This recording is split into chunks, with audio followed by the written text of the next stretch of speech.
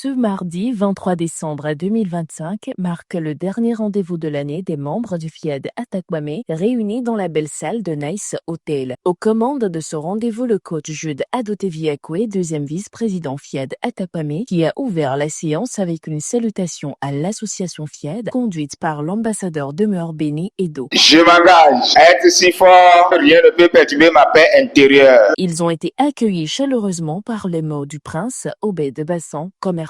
Si vous êtes ici, ce n'est pas par hasard. Vous avez choisi la bonne part d'être là. Je vous invite à être présent pleinement et accueillir chaque idée sans jugement. Je nous décrète une excellente soirée. Place à la série des exhortations qui a démarré avec la première, titrée « La confiance en Dieu et en soi, source de toute richesse », développée par le président Yao Michel Achemi. La confiance en soi est une puissance supérieure et la clé de tout succès. Imaginez ce commerçant qui va sur le lieu de son commerce, qui n'a pas l'assurance qu'il pourra vendre pour pouvoir survivre. Ce manque de confiance en nous désactive notre être intérieur divin que nous sommes. Nous devons nous dire tous les jours, est-ce que Dieu a un besoin qui n'arrive pas à satisfaire? Dieu satisfait toujours tous ses besoins. Les besoins de Dieu sont nos besoins. Nous pouvons utiliser tous les attributs de Dieu pour acquérir toute richesse. Donc nous devons savoir qui nous sommes et activer le divin en nous. Nous ne devons pas marcher en manquant de confiance en soi-même. C'est pourquoi nous devons faire un effort de nous arrimer sur les phrases positives. La deuxième exhortation s'est accentuée sur le thème « Pense du bien de toi et tu auras le bien » assuré par le coach Dominique Bassan, opérateur économique. La manière dont tu te parles chaque jour façonne ce que tu deviens. Quand tu penses du bien, tu changes ta posture, ton énergie et tes décisions. Laisse-moi te donner un exemple. Il y avait une jeune fille. Elle se disait souvent « Je ne suis pas faite pour réussir. Les autres sont meilleurs que moi. » Un jour, elle a décidé de changer une seule chose, sa manière de penser d'elle-même. Chaque jour, elle se rappelait ses capacités, ses progrès, sa valeur. Rien n'avait changé autour d'elle au début. Elle a commencé à proposer ses idées. Quelques mois plus tard, ce ne sont pas seulement ses résultats qui avaient changé, mais le regard des autres sur elle. Pourquoi? Parce qu'elle avait d'abord changé son propre regard. Être parent, c'est être le premier coach de la destinée. Ce thème faisant objet de la troisième exhortation fut décortiqué par le coach Yaovi Denise Amigbenwe, enseignant de dessin industriel. Le rôle du parent ressemble à celui d'un coach. Il ne joue pas le match à la place de l'enfant, mais il prépare, encourage et guide pour que l'enfant devienne auteur de sa propre destinée. Un simple, tu peux le faire, je crois en toi, devient